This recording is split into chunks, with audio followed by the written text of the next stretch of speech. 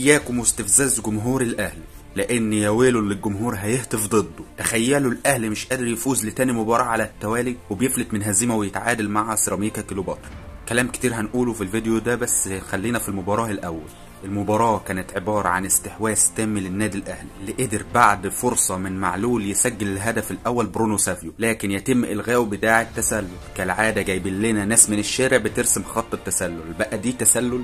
دي اول تضييع حق للنادي الاهلي في المباراة. ثانيا، من اول ركنية لسيراميكا كليوباترا يرفعها شكري عشان احمد رمضان بيكهام اللي ما كانش بيضرب لنا عشان نقول ما سلمناش من ضرباته، يطلع ويسجل الهدف الاول في مرمى الشناوي. الشناوي طالع ماسك الهوا، ومحمد هاني اللي المفروض يمسك بيكهام ماسك الشناوي. الله ينور يا رجاله والله. وبعدها في الشوط الثاني يبدا الاهلي ضغطه بعد ما نزل كريم فؤاد، وفعلا يقدر يعمل خطا مع شكري اللي بيتم الرجوع للفار واحتساب ركله جزاء للاهلي، اللي بيقدر معلول يسجلها ويتعادل للنادي الاهلي. لكن ايه، بسام برضو كالعاده كان رايح مع الكوره، لكن الحظ خدم الاهلي ومعلول. بعدها تاني تضييع حق للنادي الاهلي، ضربة جزاء واضحة وضوح الشمس لعلي معلول بعد عرقلته داخل منطقة الجزاء، لكن لا حياة لمن ينادي، لا الفار ولا الحكم اعلنوا عن حاجة. طيب ليه ما تتحسبش ضربة الجزاء دي؟ المفروض الفريق لو ليه 100 ضربة جزاء ياخدهم، لان ده حقه وتضييع لحقوق فرقة كاملة ومجهودها بيضيع. لكن دي عوايد ابراهيم نور الدين، شخصية ضعيفة جدا. وفعلا تنتهي المباراة بالتعادل 1-1. خلينا نرجع لنقطة استفزاز الجمهور. الشناوي في لقطة وهو طالع حاطط ايده في ودنه بيسد ودانه من هتافات الجمهور ضده. طب زي ما قلت لك يا شناوي، كان الاولى انك تسد جونك اللي كان مفتوح على البحري بدل ما انت بتسد ودانك من الجمهور دلوقتي. اخطاء بيتبني عليها اخطاء. لو كانت عاقب قفشه بعد استفزازه للجمهور في الصور والبوستات اللي بيعملها، لو كانت عاقب باستبعاد او غرامه، ما كانش بدأ يحصل اللي بيحصل من اللعيبه دلوقتي، وادي زي ما شفنا الشناوي ولسه. لكن للاسف دخلنا في دور الطبطبه. بعد المباراه كولر في المؤتمر الصحفي بكل جراءه سلم الاداره تسليم اهالي للجمهور، ودي حركه بحييه عليها الصراحه. قال ان المفروض اول ما تبدأ الانتقالات الاهلي يدعم فرقة قوية، يدعم بصفقات محتاجينها، مش لعيبة زي اللي عندنا، تكون احسن.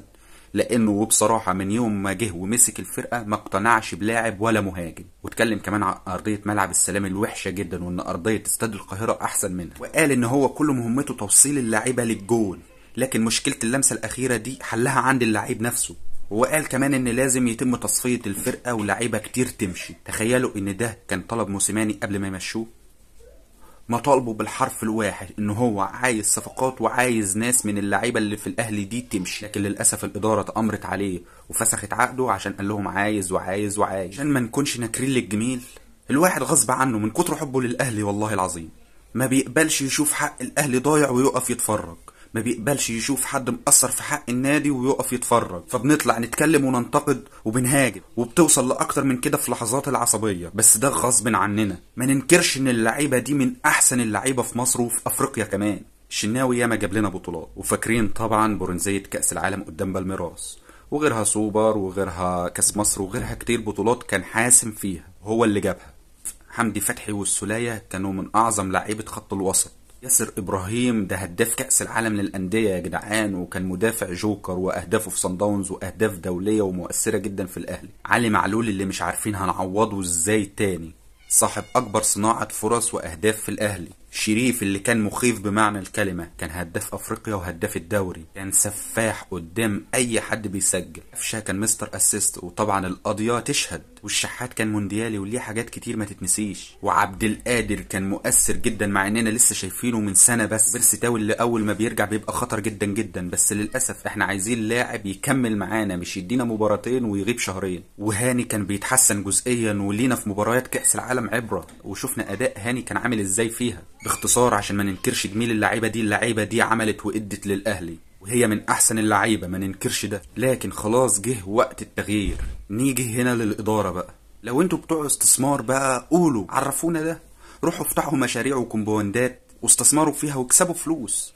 احنا نادي كورة واكبر نادي في الشرق الاوسط، مش اي نادي وخلاص. لما تكون ميزانيتك بالمليارات وتكون بخيل على النادي بالشكل ده، فمعلش في الكلمة مع الف سلامة لحضرتك. مش مكانك انت تشتغل مستثمر، مش رئيس نادي.